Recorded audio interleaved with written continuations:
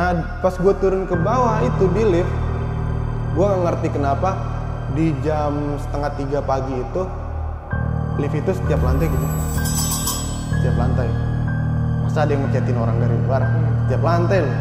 Tapi suges gue tuh ngebawa kalau setiap ada mayat takut ada suara aja gitu kan di situ.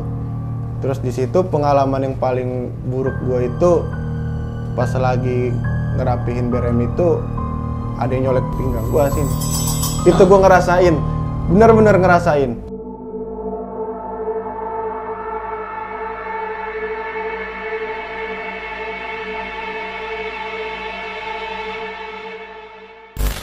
Selamat malam, saya Bagus Sonja dan selamat datang di Batas Gaib, di mana kita hidup berdampingan di batas dimensi mereka. Di kesempatan kali ini, gue udah duduk dengan salah satu narasumber yang memiliki pengalaman sebagai relawan saat COVID kemarin.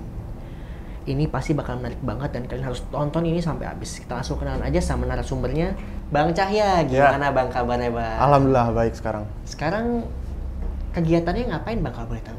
Sekarang sih kegiatannya baru dapat kerjaan lagi nih setelah pengunduran kan dari rumah sakit karena COVID kan sudah menurun sekarang ya. Iya. Jadi gue cari kerjaan lain juga sekarang gitu. Sekarang udah di kerjaan lain ya, udah itu Iya. emang udah 3 tahun belakangan dari COVID ini, jadi masih di rumah sakit itu sampai terakhir kali dapat kerja baru. Iya benar. Di sana kan waktu itu karena COVID lagi melonjak dulu pertama kali masuk tuh pas varian Delta. Yang sekali meninggal itu bisa 1.000 orang. Wah gila. Itu dulu. Nah di salah satu rumah sakit daerah Kemayoran gue juga kan kerja di sana. Sempet nggak pulang. Waktu COVID juga jarang yang namanya pulang dulu. Pasti gila banget ya. Ditahan dulu Bang ceritanya nih Bang. Untuk mendukung kami, teman-teman bisa klik tombol subscribe dan follow Instagram dan TikTok kita di Batas Gaib Official, karena dukungan kalian akan menjadikan kami lebih semangat dan lebih baik dalam memberikan kisah-kisah yang menarik untuk kalian. Sebelum kita masuk ke inti ceritanya, kita nyalakan dulu dupanya karena kita hidup berdampingan di batas dimensi mereka.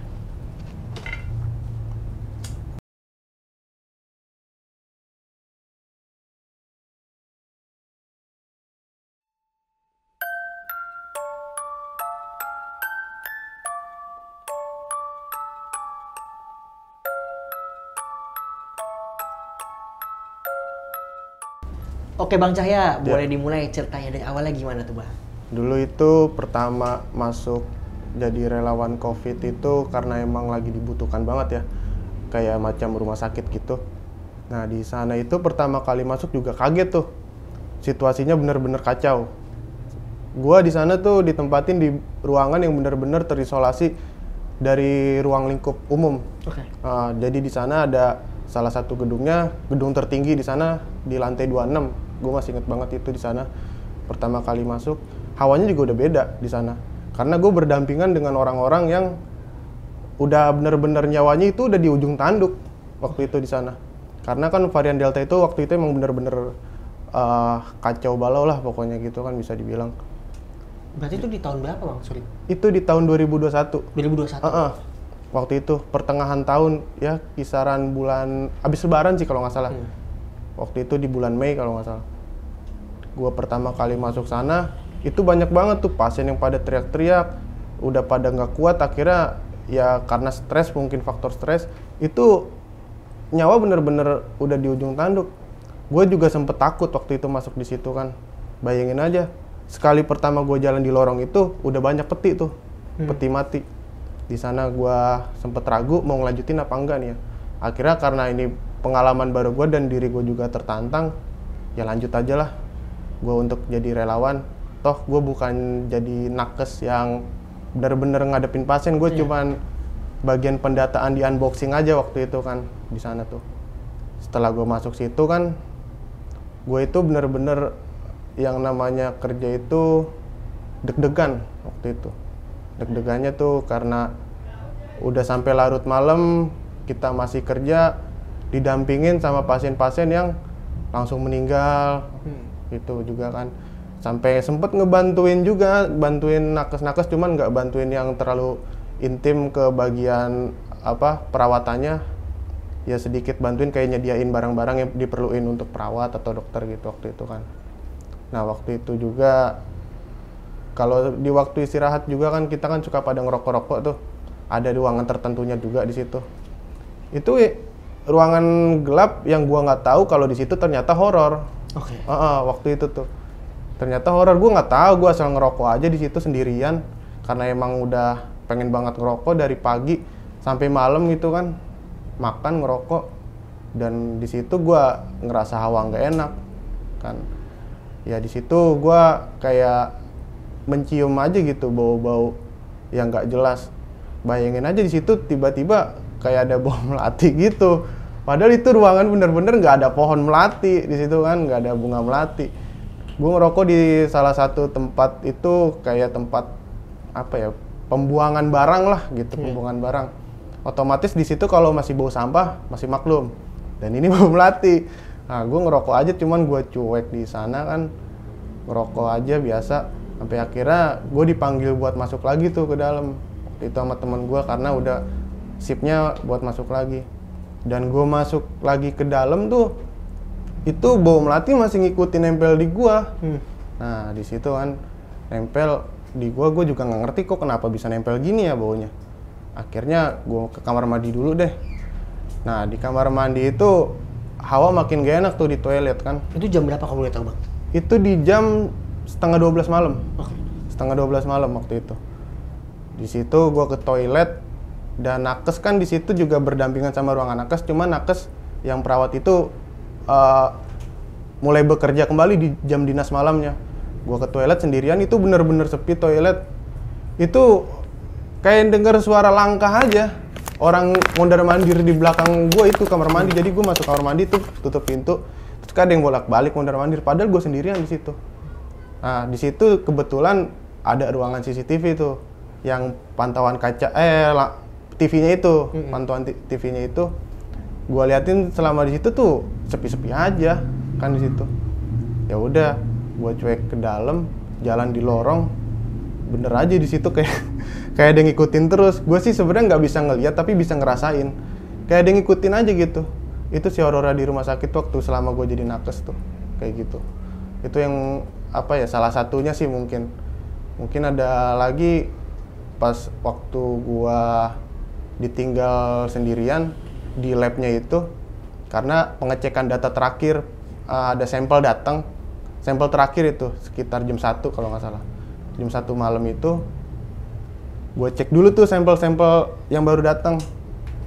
Itu di situ lampu otomatis emang udah mati karena udah tutup semua kan, cuman ada lampu satu, itu lampu dari mesin ekstraksi namanya di sana itu yang megang biasanya analis di sana. Itu lampu warnanya biru, agak semar-semar, kok merinding juga ya lama-lama sendiri di sini. Akhirnya gue agak cepet deh ngeceknya kan, gue agak begini-gini nih ke arah kiri gue, ke arah mesin ekstraksi itu, kok kayak ada yang berdiri gede hitam gitu. Gue rada panik, ya udahlah.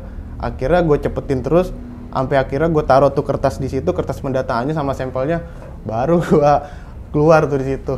Itu emang bener-bener ngeri banget sih waktu COVID.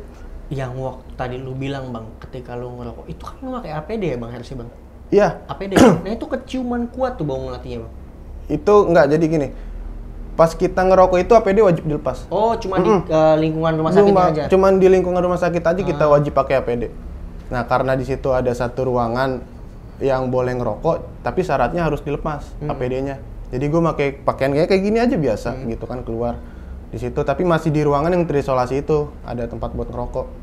Di sana gue ngerokok, yaitu apa namanya, bau melati itu menyengat banget baunya. Padahal di situ nggak ada bunga melati, nggak ada pohon melati. Pokoknya di situ tempat pembuangan barang-barang yang udah nggak kepake, rongsok lah gitu.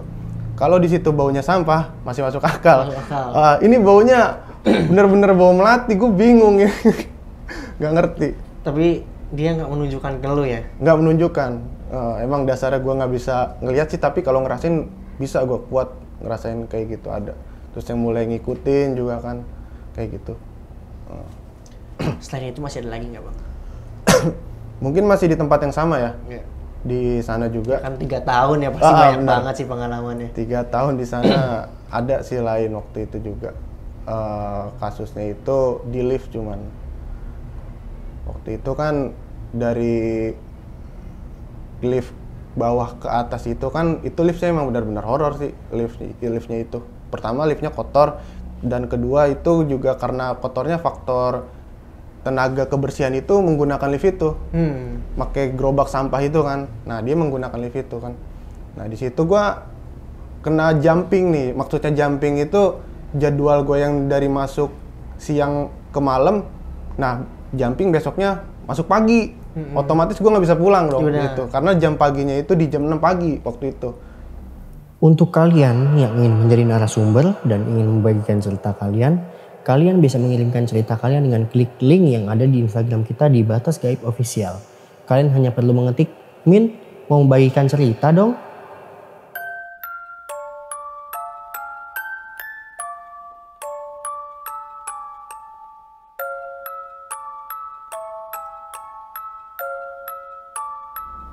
Gue tidur di sana tuh, di rumah sakit. Gue tidur di ada tempat istirahat. Gue tidur di sana. Gue emang dulu jarang pulang sih sebenarnya pas COVID. Gue tidur di satu ruangan itu, di kamar tempat istirahat buat nakes, sendirian tuh. Di situ gue bener-bener nggak bisa tidur tuh. Gue yang gue dengar dari luar itu ada suara anak-anak. Gue nggak ngerti itu suara anak-anak dari mana. Tahu gue pasien di sana itu nggak ada yang anak-anak, lansia semua, umur 50 ke atas. Ini kok ada suara anak-anak ya, gue bingung. Gue buka pintu iseng, gue juga rada takut. Gue buka pintu iseng tapi nggak ada apa-apaan. Pas gue masuk lagi, mau coba meremin mata gitu tidur, nggak bisa tidur itu gue.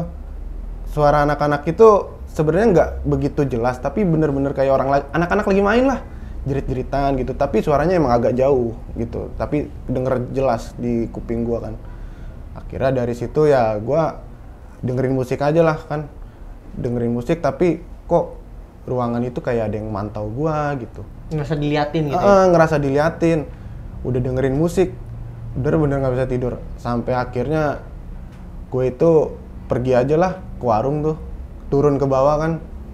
Nah pas gue turun ke bawah itu di lift, gue nggak ngerti kenapa di jam 2:30 pagi itu lift itu setiap lantai kebuka. Setiap lantai. Masa ada yang mencetin orang dari luar? Setiap lantai loh. Wah, ini sih udah bener-bener nih yang gue alami di rumah sakit. Sampai akhirnya ya udahlah, gue turun ke bawah sampai ke warung gitu kan, ngopi doang tuh di sana, ngopi, ngerokok, makan terus kan. Nggak naik lagi gue. Semua barang-barang gue tinggalin di atas. Sampai akhirnya gue bener-bener nggak tidur di situ, sampai pagi itu, karena di warung aja udah parah sih itu, gitu sih. Tapi selama gue tuh selalu tertarik sama narasumber yang profesinya itu sebagai orang yang kerja di rumah sakit. Itu ngerasain ada sesuatu yang aneh seperti di kamar mayat atau apa gitu, ngerasain nggak sih bang? Nah, ini kan sebenarnya setelah dari COVID itu sempat nurun. Nah, sempat nurun tuh di tahun 2022 ya. 2022 awal setelah varian Omikron tuh. Kan ada Omikron juga. Itu gue masuk ke bagian baru, pindah bagian, namanya direkam medis waktu itu. Di rekam medis gue itu benar-benar sebelahan sama kamar mayat. Anjir. Itu. Jadi rekam medis itu posisinya di basement. Benar-benar sebelahan sama kamar jenazah waktu itu. Nah, di situ kan kalau setiap shift, gue sih nggak pernah dapat shift malam kalau yang di sini. Gue itu dapat shift siang ke malam. Itu kalau setiap jam 6, gue harus bersih-bersihin berkas tuh, berkas-berkas BRM namanya, berkas rekam medis di sana itu kan. Itu bentuknya lorong-lorong, kayak perpustakaan lah gitu kan. Itu berkas-berkas banyak banget. Gue paling males itu kalau udah disuruh ngebersihin berkas, ngerapihin berkas yang paling ujung. Yang sebelahan tembok sama kamar mayat? Iya, betul. Itu. Gue paling males di situ. Pertama, hawa nggak enak. Udah gitu kayak iseng, ada yang ngeliatin mulu gitu kan di situ. Kalau berasanya sih siang ke malam itu pas di tengah-tengah maghrib itu, antara jam 5, jam 6, jam 7 tuh. Kalau udah di situ itu udah wajib dirapihin tuh berkas-berkas kan. Itu gue bener-bener paling males kalau disuruh ngerapihin di bagian situ tuh. Yang bener-bener sebelahan tembok sama kamar mayat itu. Apalagi kalau ada mayat di situ. Itu gue paling bener-bener males tuh. Misalkan ada mayat nih jam 4, tapi belum diambil-ambil mayatnya sama pihak keluarga. Itu gue paling males di situ. Ini kenapa nggak diambil-ambil? Gue mau ngerapiin berkas nggak jadi ini jadinya kan gitu. Takutnya yang gue rasain tuh takutnya ada kayak apa sih namanya suara dari situ. Itu sih suges aja ya. Gue sebenarnya nggak pernah ada apa namanya ngerasain yang benar-benar ada suara dari kamar mayat, itu nggak pernah. Tapi suges gue tuh ngebawa kalau setiap ada mayat takut ada suara aja gitu kan di situ. Terus di situ pengalaman yang paling buruk gue itu pas lagi ngerapihin berem itu ada yang nyolek pinggang gue sini. Itu gue ngerasain, benar-benar ngerasain. Gimana tuh, Bang? Jadi gue lagi jongkok. Itu gue lagi ngerapihin berkas yang paling bawah tuh. Gue jongkok, ngerapihin berkas paling bawah. Tiba-tiba aja deh yang nepok gini. Gitu kan. Sekali sih cuman gini doang nih. Gue kaget kan. Gue keluar aja. Nah, habis itu pas gue keluar, gue bilang sama senior gue yang di sana kan, Pak, lu selama di sini pernah nggak sih Pak ngerasain? Ah nggak pernah gue, kata dia kan gitu. Sumpah Pak, di sini ya tadi pas gue ngerapin berkas yang paling bawah ada yang nepok gue Pak. Ah perasaan lu aja kali. Kagak ini beneran, gue gituin kan. Ya udah biarin aja, mungkin temen kali mau ngajak ngobrol, dia bilang gitu. Ah gue nggak lagi deh, gue gituin kan, ngerapin berkas yang di situ, gue gituin aja. Itu berkas emang yang paling males gue rapihin sih di situ waktu itu. Tapi di kamar mayatnya malah nggak ada apa-apa ya pada dasarnya? Iya nggak ada. Ngerasain kayak gitu sih paling tuh. Tapi pas ketika lo jaga dari malam ke pagi ya? Oh itu yang COVID. Zaman COVID ya? Itu nggak ada yang apa gitu? Gimana tuh maksudnya? Ya misalkan kan lorong-lorong rumah sakit kan serem tuh ya. Barangkali ada apa ya, suster ngesot lewat gitu. Kalau yang gua rasain sih waktu di COVID itu yang shift malam ke pagi itu, selain yang dua tadi pertama gua bilang itu sih, ngerasain aja apa sih namanya, sekelebet gitu. Ada pernah. Ada ya? Bel dimainin gitu Bang? Bel dimainin? Oh enggak bel dimainin, ini bed tidur, bednya. Dulu gua pernah tuh. Gue sih dapet awal ceritanya dari security, temen gue security. Kalau shift malam juga suka naik tuh ke lantai situ kan. Kalau lagi shift malam cuman ngecek. Temen gue bilang pas lagi nongkrong tuh, katanya kalau di lantai 26 itu di atas kadang suka ada bed yang gerak-gerak sendiri katanya kan. Gue sempet nggak percaya di situ kan. Masa iya? Kalau gue kayak itu kan soalnya cuma ngerasain aja, tapi kalau ngeliat yang bergerak-gerak sendiri itu belum pernah. Karena gue sotoy di situ, ya udahlah. Gue habis makan naik ke atas lift, di situ emang ada bed kosong aja udah gitu, tapi berantakan banget. Ya udah gue lagi pakai APD, pakai hazmat mau ke dalam kan, mau ke lab tuh. Itu gue nggak tahu kenapa cuma rodanya doang sih gini. Kasurnya diem? Kasurnya diem, tapi rodanya begini pelan gitu. Tapi gue liatin kok, apa gue ngantuk ya? Perasaan gue bisa ngopi kan tadi kan. Gini aja nih, goyang satu roda doang. Ya udah, akhirnya gue muter lewat lorong satunya buat masuk ke dalam. Gue nggak berani lewat ke situ lagi.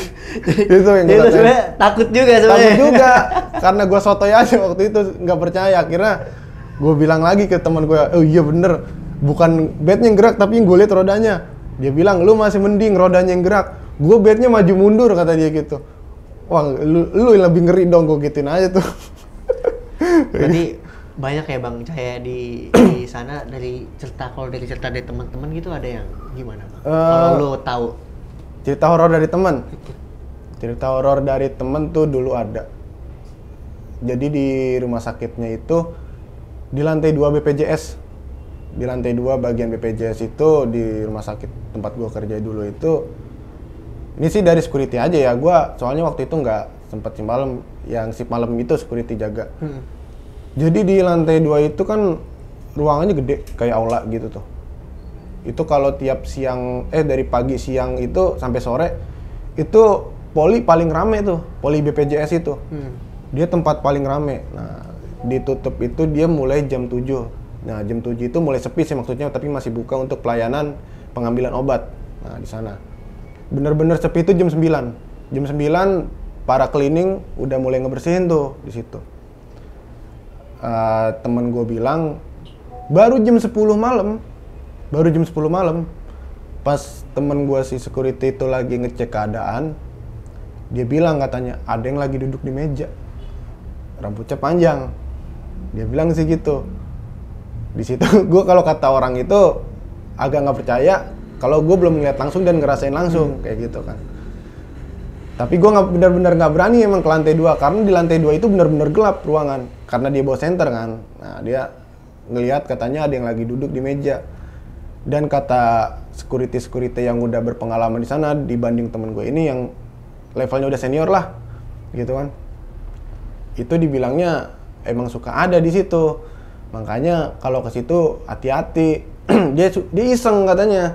Selain duduk kalau kita ganggu, dia itu iseng suka nyamperin lah apa, tapi bukan bermaksud buat apa namanya sih nyelakain kayak gitu. Cuman iseng lu ganggu dia bisa nyamperin katanya. Makanya dari situ di lantai 2 itu gua bener-bener apa sih namanya nggak pernah ke situ lah. Kalau udah lewat dari jam 10 malam itu. Padahal baru jam 10 loh dia. Ya gitu bilangnya. Kayak gitu. Kalau gua terka nih bang ya, dan gimana lu bercerita nih bang, lu tuh orangnya takut setan bang. Iya emang udah. Tapi lu kerja di rumah sakit bang.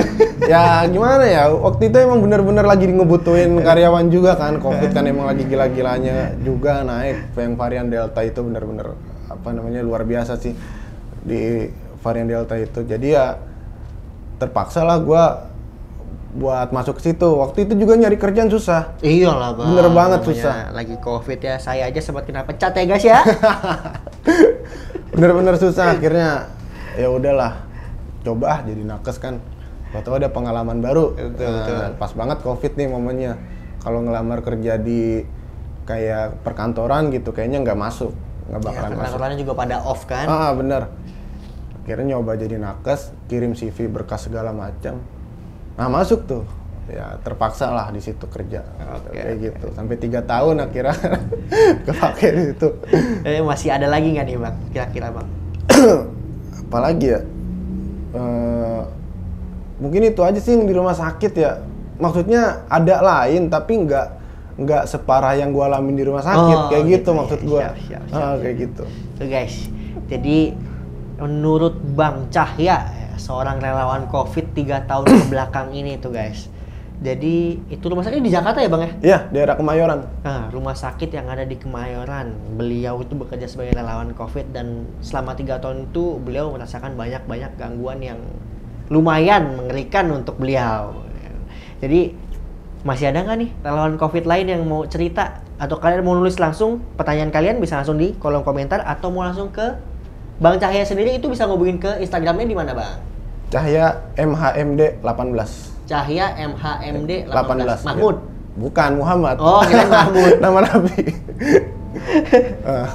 Untuk kalian yang tertarik untuk menanti kisah horor berikutnya, nantikan kami di setiap hari Selasa dan Kamis pukul 20 atau jam 8 malam. Dan untuk teman-teman yang ingin menjadi narasumber bisa langsung klik link yang ada di Instagram kita di @batasgaibofficial atau langsung ke Instagram gue @sonjawesema. Saya Bagus Sonja undur diri dan sampai ketemu di batas dimensi mereka karena kita hidup berdampingan dengan mereka.